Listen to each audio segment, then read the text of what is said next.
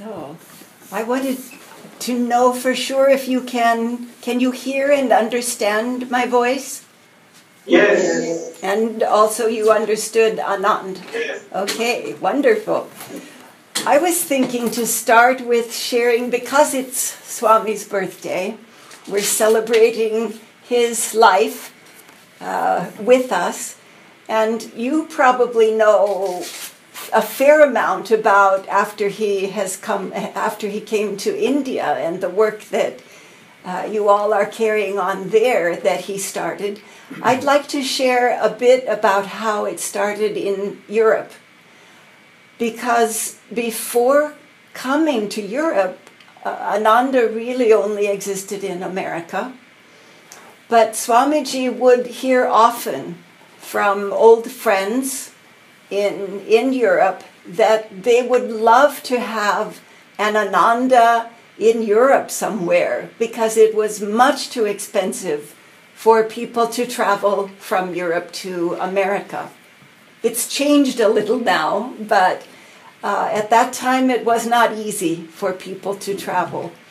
So Swamiji decided he had an invitation to Findhorn, which is a well-known spiritual community in Scotland, and he decided to make a tour of Europe to see if maybe there was a place where Ananda could start something. Swamiji would always respond to the call of people's hearts, and it was that would draw him wherever, in America, in Europe, and it's what drew him to India.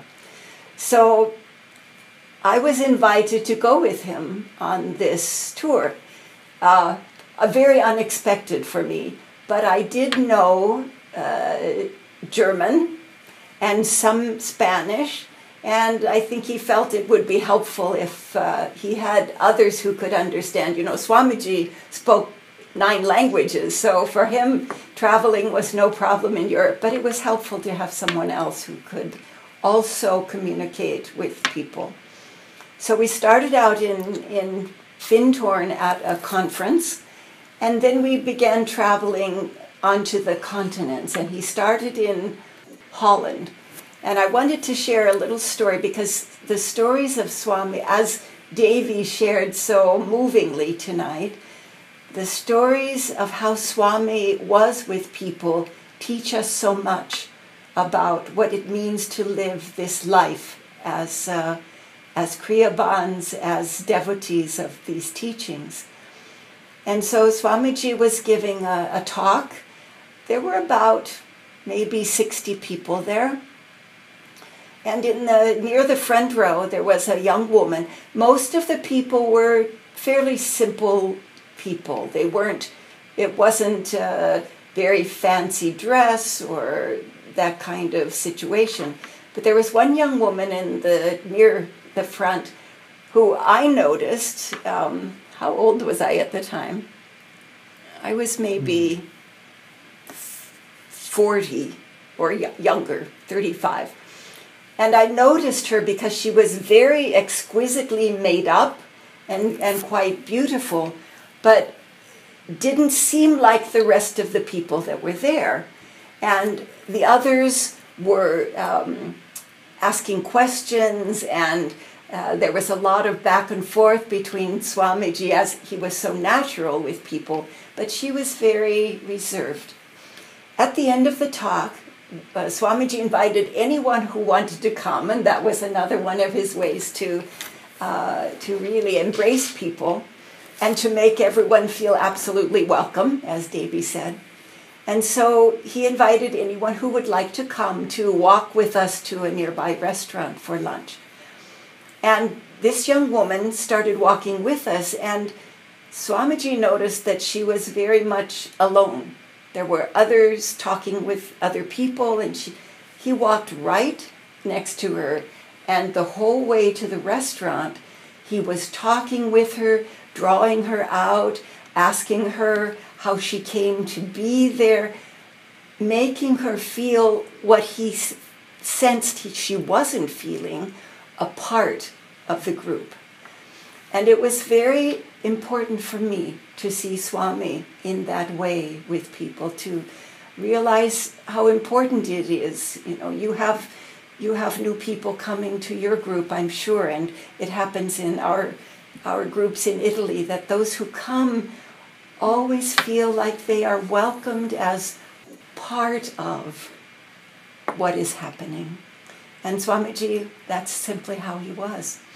When Swamiji went to different cities, he always was translated.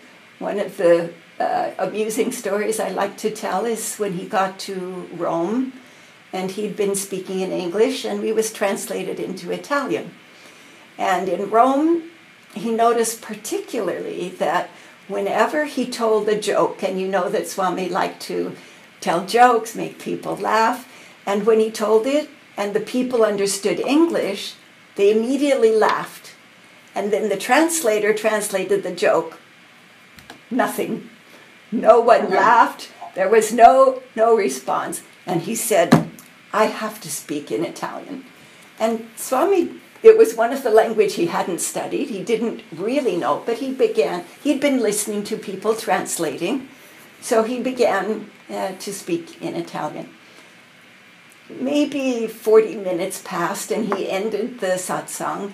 And I went up to him and I said, Swamiji, I'm so surprised. I understood about 80% of your Italian. And he said, that's because it was about 80% Spanish.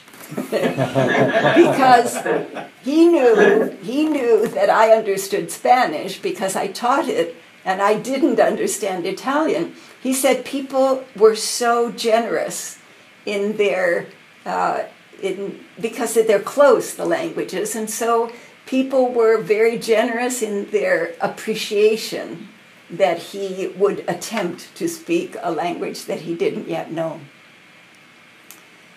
When we finished that tour, Swamiji said, I feel that we should start a work in Europe. And he asked us, where do you think would be the best place? And we started talking about the different, very different ways of the people of Holland, of Germany, of Switzerland, of Austria, and Italy. And in the end, he himself felt strongly that the devotion of the people of Italy was what would make them open to the teachings that we have to offer, that he had to offer of our gurus. And in fact, that's where we ended up starting. And I just want to share one story about when Swami started in northern Italy, and it was an area where people would come also from Germany, because Germany is right across the northern border, from Austria, from Switzerland, and of course from Italy. So it was quite a mixed group of nationalities.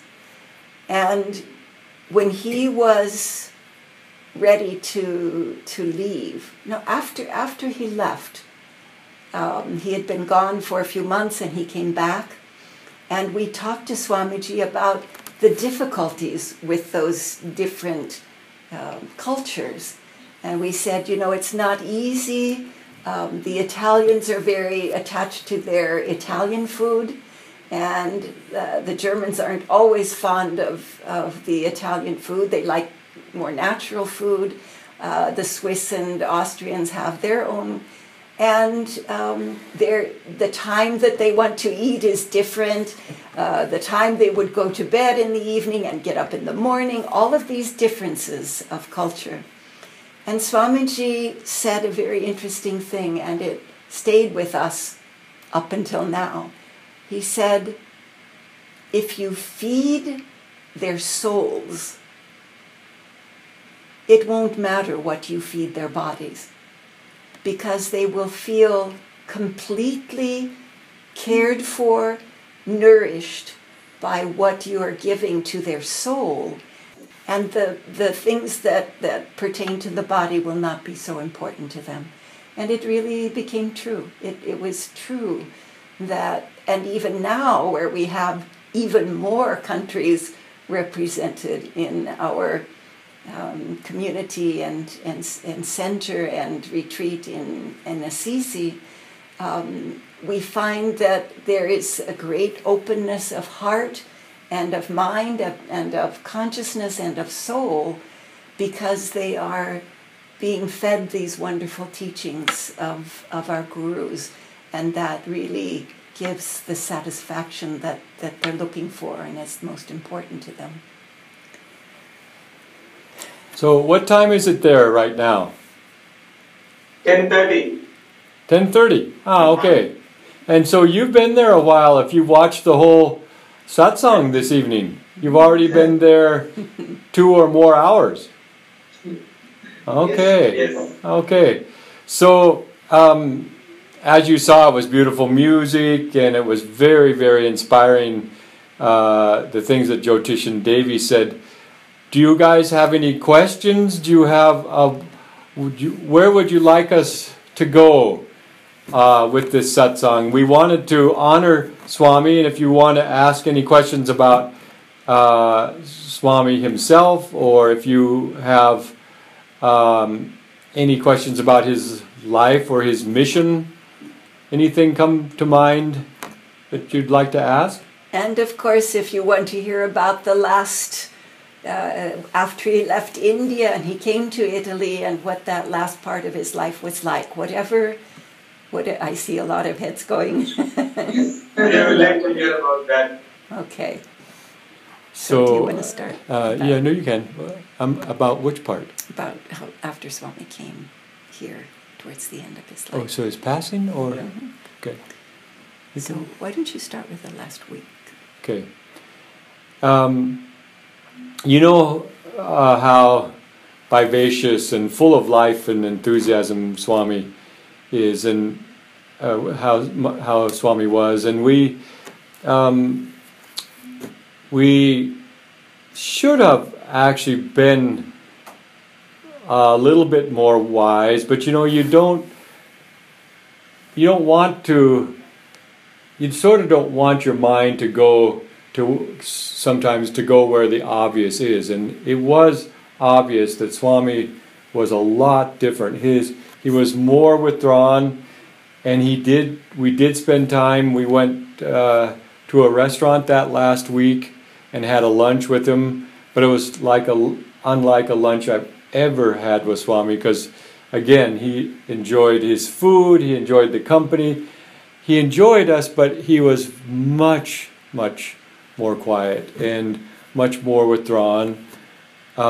Still with us, and he's the one that invited us, but it was very different with Shurjo and Narayani and us two and Swami. So it was just a little group.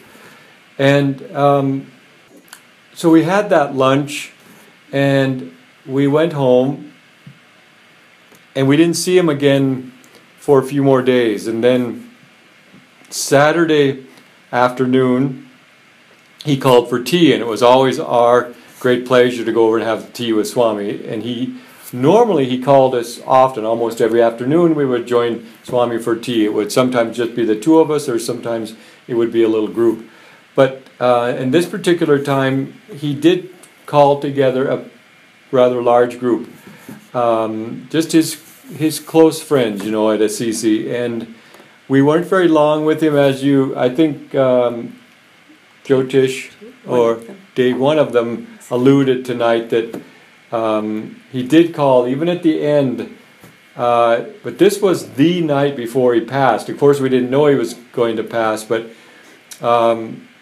we used to go out for a walk every evening around tea time. We'd have some tea, or we'd go for a walk, and then we'd come back and have tea. And he said, this afternoon, I don't think so. Let's just stay in and we'll enjoy our tea. Again, there were many, many signs. Also, just for the fact that really only after 20 minutes or half hour, he greeted everyone, but he also dismissed us. And so you could always tell when it was the moment that Swami was feeling that the tea was over and it was time for us to go. And this time it came much earlier. And he basically just said, well, yeah. and we know that was our clue that it was time for us to take our leave. I mean, usually it was that Leela would serve his dinner, and so dinner time came, and it was just an obvious notion. When Leela said, dinner's ready, we would all leave Swami in peace, and he'd have dinner, and we would go. But this particular time was sort of a very short tea. That was okay, and it was nice, but so it was really the very next morning, and we were in sadhana. It was the sun was up as it would have been this morning at about 7 or 8 o'clock, and we were meditating quietly in the temple, and we heard flip-flops of Jaidara running down the sidewalk, and that's very unusual because everybody at Ananda knows when sadhana times are, knows when to keep silence around the temple. And he came running down, and so Kirtani got up and met him at the door. And but because the temple was so quiet, Jaidara said, something's wrong with Swami, and the whole temple heard it, but everybody was quiet. But so we jumped up and got in the car as quickly as possible. We were there really just a couple of minutes, and at this particular point, Shurjo, Narayani, and Miriam had already got Swami from his breakfast table, or from his dining table, which was also where his emails were. And so he had gotten up in that morning, he had checked email, he had come back to the table. Jaidara had said, Swami, would you like pancakes this morning? And Swami didn't say anything. He gestured, but didn't say anything. And Miriam thought, okay, I wanted to check his blood sugars, So she said, Swami, can I prick your finger so to take a little blood sample? And Swami said, anything. And I believe she did it. She took the test, and then Miriam walked away, and Narayani sat beside Swami, and there was just this wave from the very bottom of his feet up through his body. Swami ended up just a tensing like this, and relax. He had actually put his hand up by his head, and that's when the whole tension went like this, and then relaxed, and he was gone. He wasn't breathing. Nothing else was happening in that moment. And so Narayani said, Miriam, come back, there's something wrong. Something's not right. And so very interesting, they couldn't lift him, so they pulled his chair that he was sitting on, rolled the carpets back and pulled it across the floor and into his room. And that's when we arrived then from the temple, is they had just got him on the bed.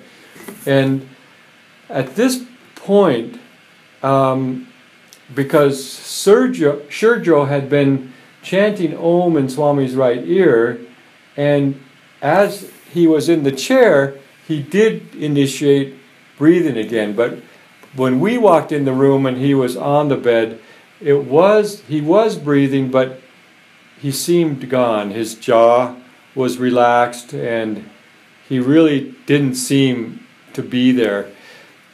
But he was breathing, and it was slow, but he was breathing. I knelt down at the foot of his bed, and I just grabbed his feet in my hands, and Narayani and Shurjo and Kirtani, we were there, and there was a particular point where the breathing slowed down, and then he was quiet. And I said, he's gone.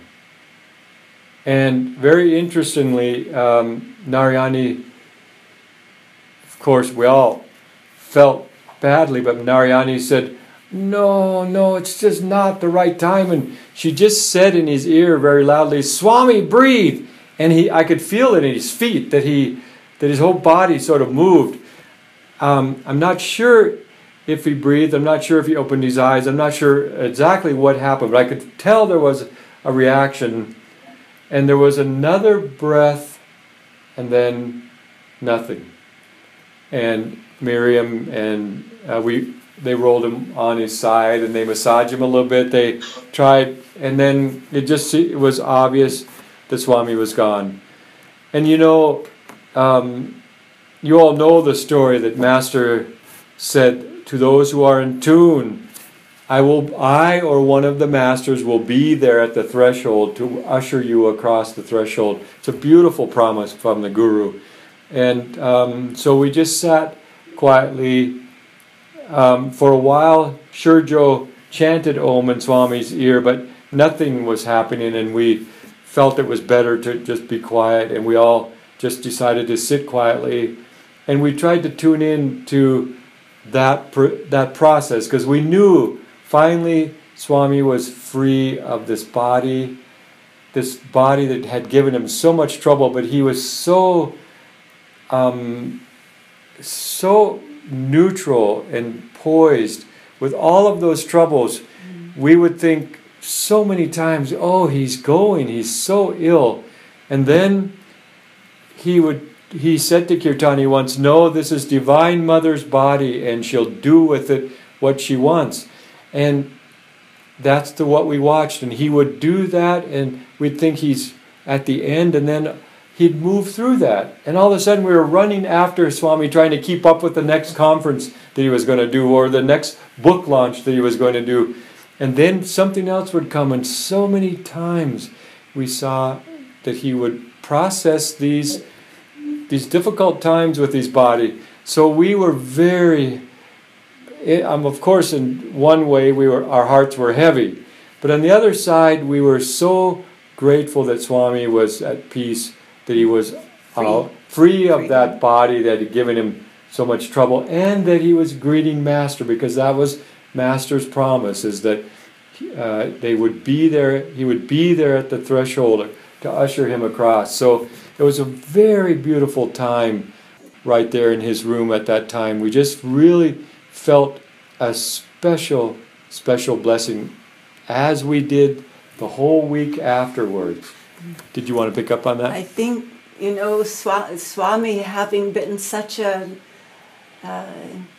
perfect example of living the teachings and of non-attachment and knowing that there is no death, that only this body goes, but the life that is the body really goes on. And we could feel that in the room. People trying to explain what it was like being in the room at that time. I would like to share one part of the story. When we left the temple to come, I asked one of our devotees is a nurse, and so I asked her to come with us. And all of the rest of us, when we realized that this was probably Swami's last moments, actually I made a couple of phone calls to Lakshman, to Jyotish and Devi, and a couple of calls came in, and we just said, pray, send light, it seems like Swamiji is going.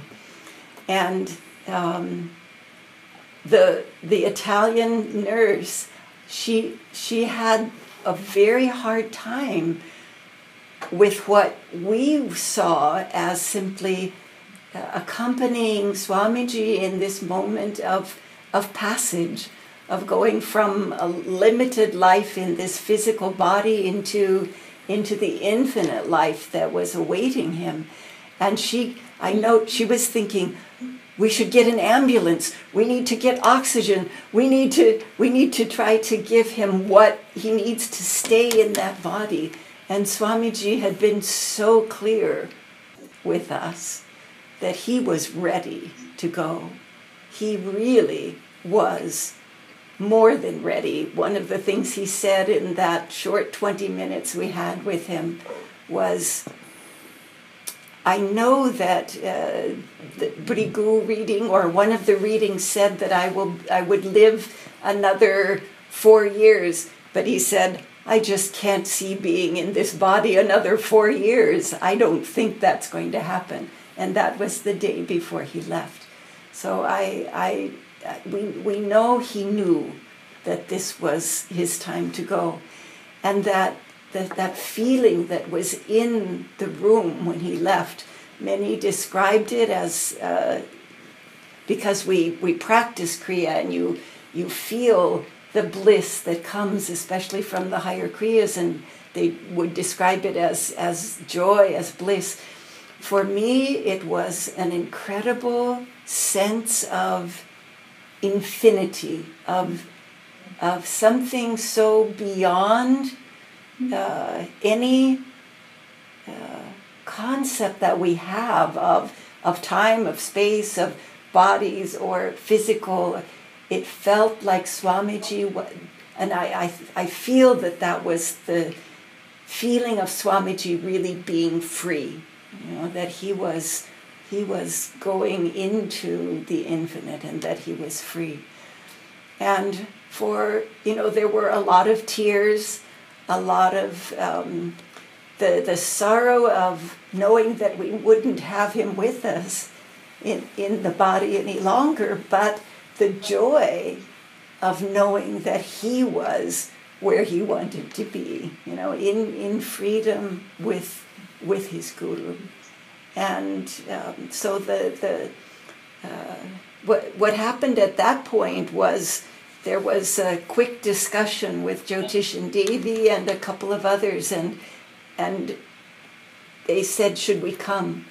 And I said, absolutely, come. I think everyone should be here in this moment. And so Swami's body was carried to the temple, and he rested there for the next almost week, a week. But it was so beautiful that all of our resident people, and as the word went out, more and more and more people were coming to be in the temple to receive Swami's darshan from. He was not dead, it was so clear that his spirit was living, and it was blessing us all. And on the day that we actually did the ceremony, there were hundreds of people there. And you may have seen, because I don't know if it's somewhere filmed, that people came up one by one and received his darshan or placed a flower, and it was such it was Swami blessing every one of us, and every one of us wanting to honor Swamiji for the life that he had led, and to thank him for all that he had given us. And I have one story about someone who came the day after Swami's body left to go to the airport, and then it was going to come here to the village. A young man came. His name is Tiziano, and he's now a part of our family. And he says, I didn't meet Swamiji, but I know Swamiji. His presence, his vibration was so strongly there in Assisi, and he decided to stay and became part of the family because of what he felt after Swami had passed, and he didn't ever meet Swamiji.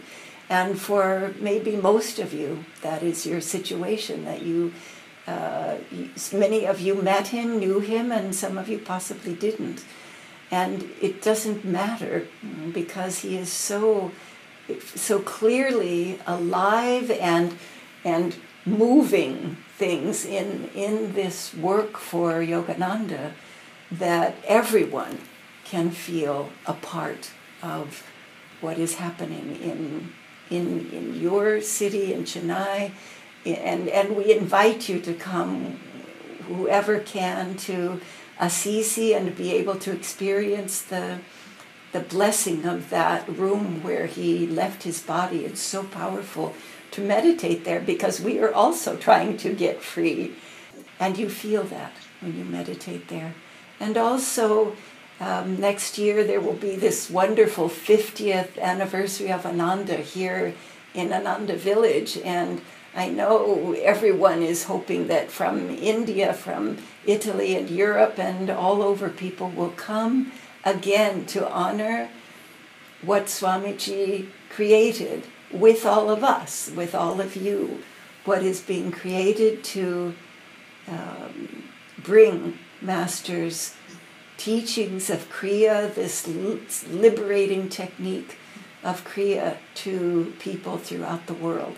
So you're all very welcome to also come to Ananda village at that time, and I know they're going to do their best to, no matter if there are 1,000 people here, to be able to house and feed and serve the people who can come and be together with the whole spiritual family of Master and of Swamiji in the world. So we hope we can see you then. Part of what we're celebrating tonight, of course, is that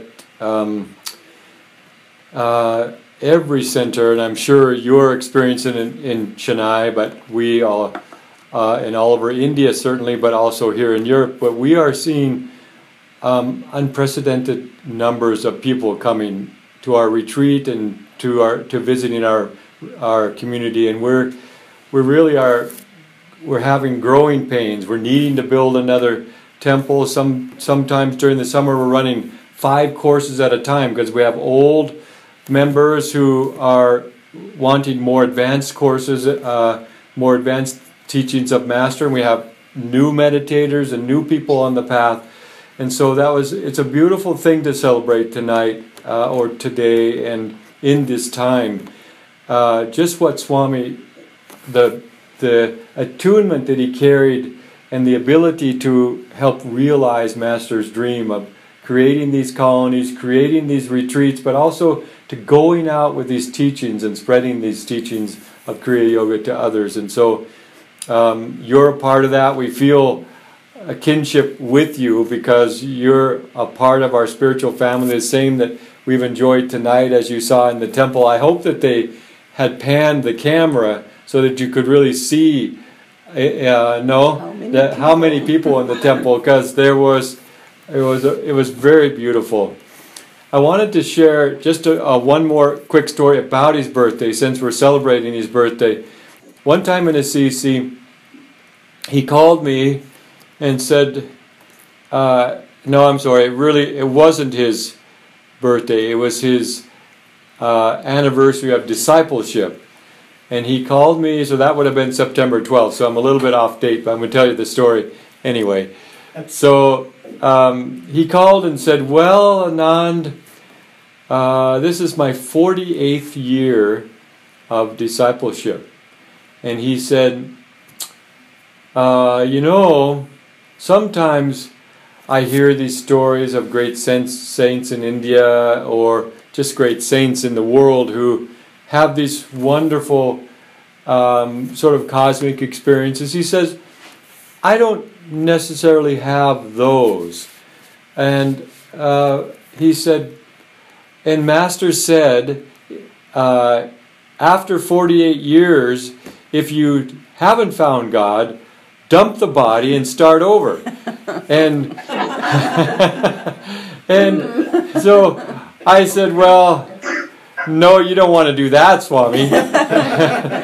And then he said, but Master told me that I would find God at the end of my life. And it was so sweet, because he said, it really was a promise. Master told him he would find God at the end of his life.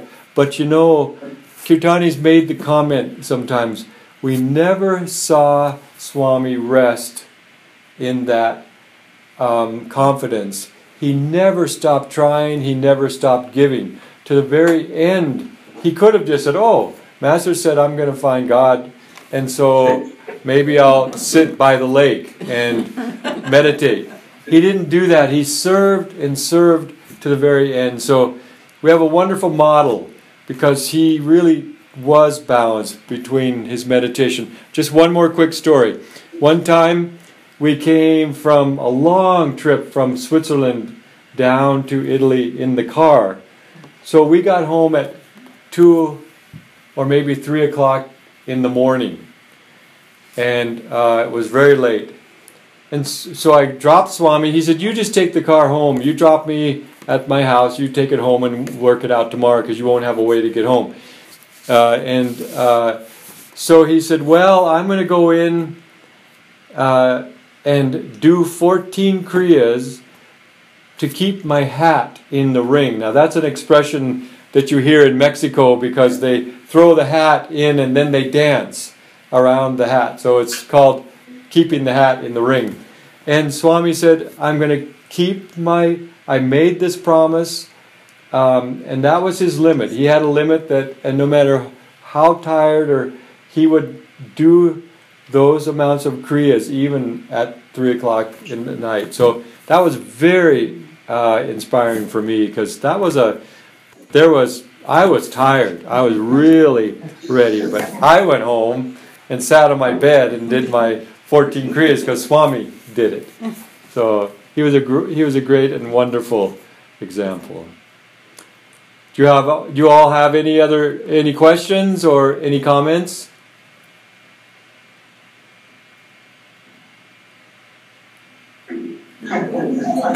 Prasanna always asks a question. He heard in today's talk how Swamiji lived the teachings, and you have also said the same thing.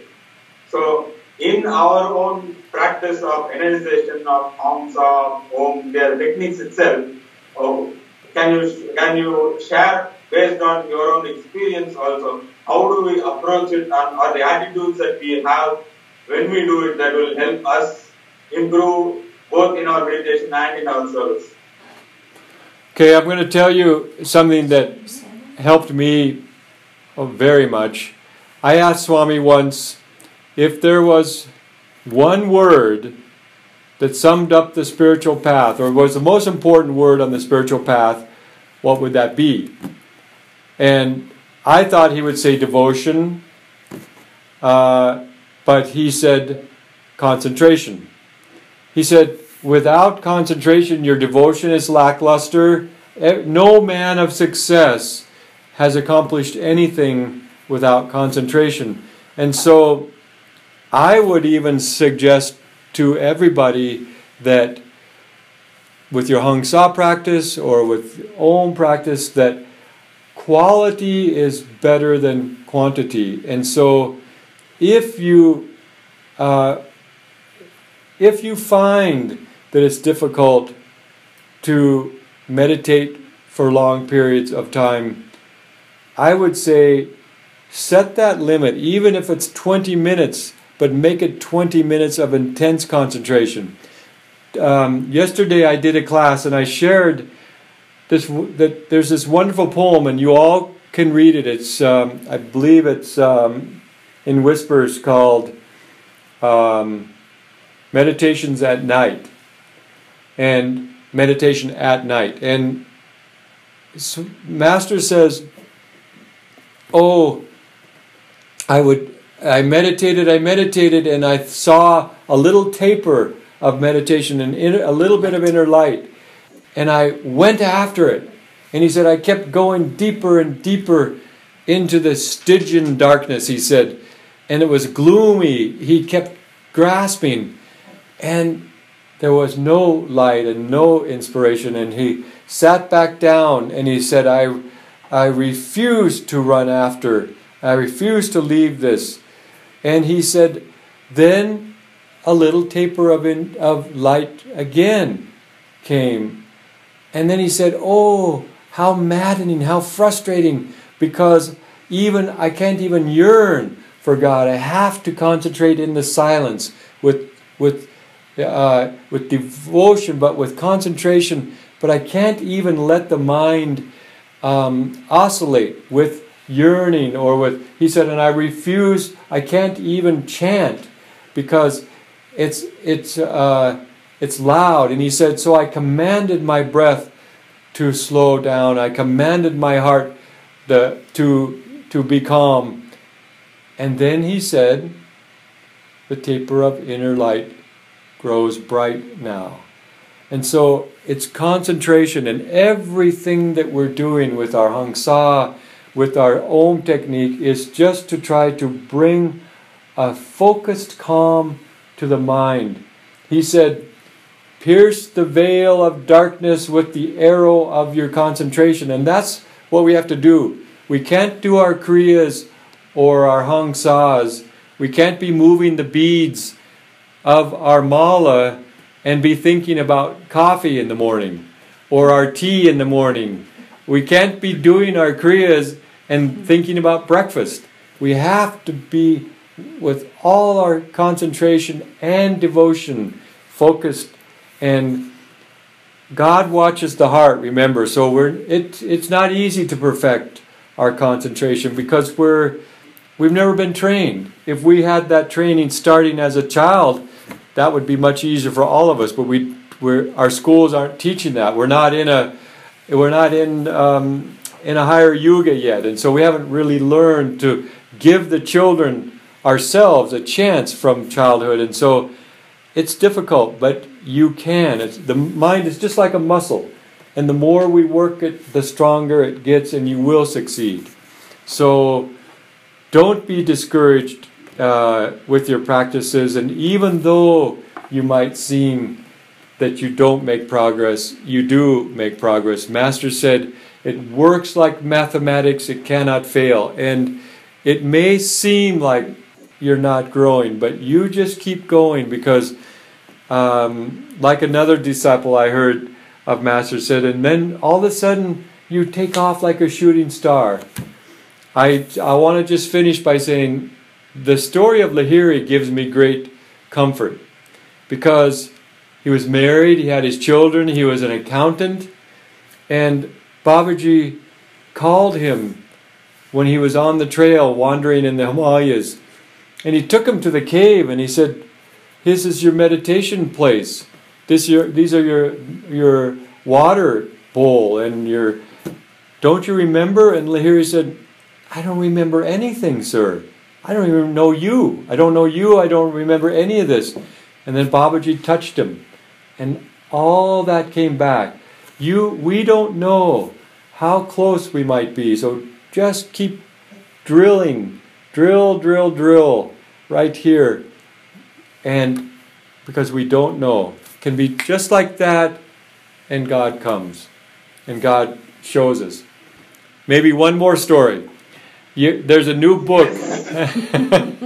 There's a new book by Leon Cox, and he has since died, but he was also original direct disciple of Master. And so he was new to Mount Washington. He was young. Master did a Kriya initiation, and there were some young disciples lined up, and they asked Master, would you show us the inner light? And Master said, I always liked the way I've heard this response. Master said, all right. So Master blessed them,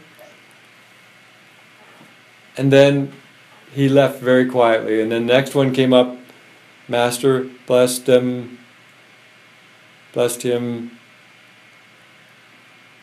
and then he left very quietly.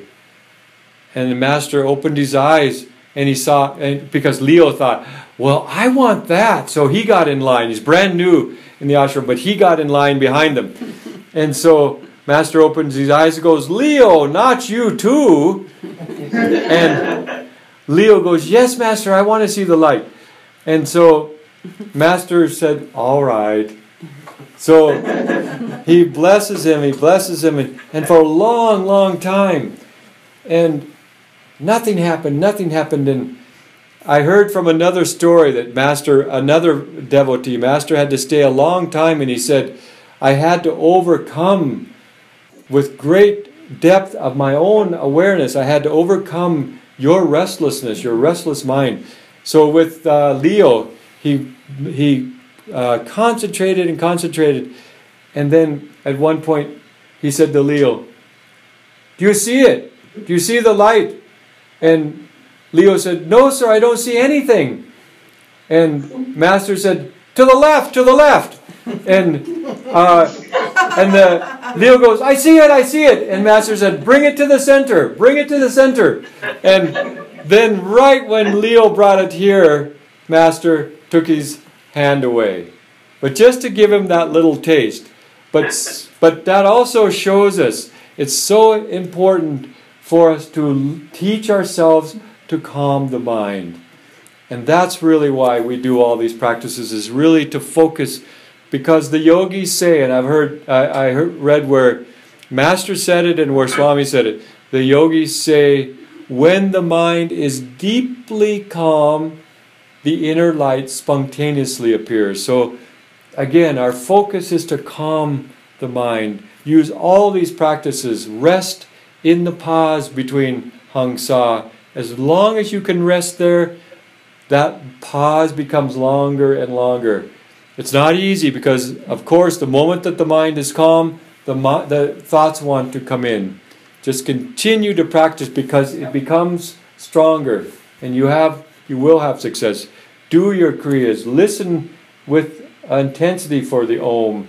These are all wonderful, wonderful techniques, and remember, God watches the heart, and I can see in all of your eyes how wonderful your hearts are. So just trust that it will work. Do not give up. Have courage. Have concentration. Have bliss. Have God. Because that's really that's the legacy that Master gave us. So, Master bless you all. Thank you. Thank you so much. Do you guys want to come back in and...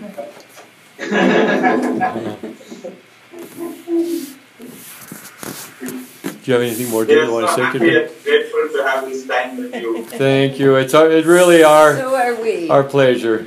Yes. Makes you want to chant, march with God, march with Mount God, sword in hand, heart of fire. Can you hear her okay? Yeah. Good. Okay. So, any other questions or comments, or we should probably let you go. You've been here a long time this morning, huh? They're not tired. We're the tired ones. Yes, we'll be here for the rest of the day. Very nice. It's a joy to see the light and the sparkle in your faces. It's just, I remember last time we did the satsang with you, we left just really uplifted from this time with you. So thank you all. It's really a joy. Do you want announcements from these guys? We'll be there in less than 3 weeks now.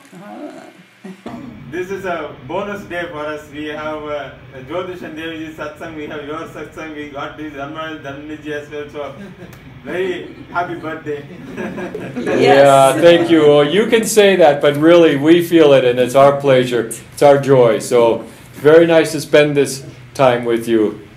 And a very happy birthday to spend with Swamiji. Yes. Happy Swami's birthday to you all. So we'll close if that's okay. We'll close this for now. Okay. God bless you all, and Master bless you. Thank you. Thank you. And we'll do it again. Yes. Yes. Okay. So just remember that in case you, I know you've started early in the morning, but if you want to take a nap in the middle of the day, or else have some extra filter coffee, at 11:30, is that right? 11:30 p.m. your time, there will be the Sunday service here that will be broadcast, and it will be a special Sunday service with Jyotishji and Deviji again for Swamiji's birthday. It's also the last event of this Kriyaban retreat and week that it's been. Is that just on ananda.org? It's on ananda.org. You can just go to ananda.org from your home. And I sent you all the link also, and I'll send it again, but you have that link, and if you subscribed and it says 11 hours or whatever it is until it comes on. But it would be nice because you'll be able to connect with the village one more time during this. It's open to all. You don't have to be a Kriyaban, it's a public broadcast. And so anyway, it will be nice to connect with you that way too, in case you can get together, in case you can watch it. But if not, the recording will be there too. So you either take a nap in the middle of the day or you drink lots of coffee. Or both. Yeah. Very good. Oh, someone walked in. Okay. Okay. God bless you all. Do you Master wanna bless you. do a healing prayer just to kind of put a nail in it? Go ahead. Okay, Dear. yes, let's close our eyes and feel the presence of Swamiji, of Master, of our line of gurus, all of their love and their blessing. And think of those that you know who need this blessing, this light, love, inner peace in their life.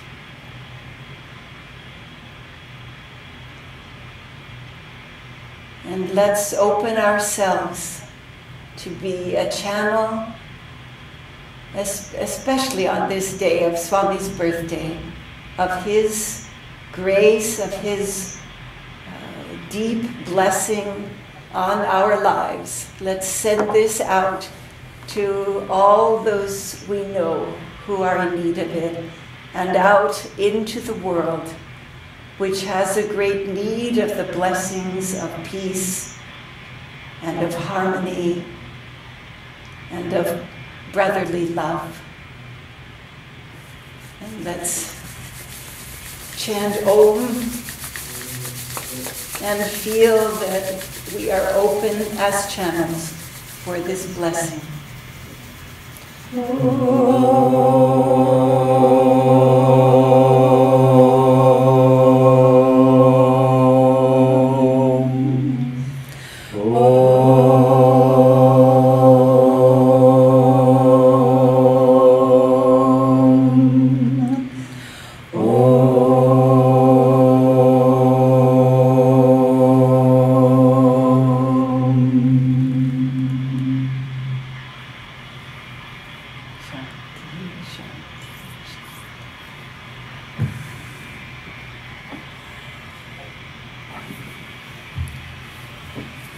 Thank you all for coming, everyone. Thank you. Thank you.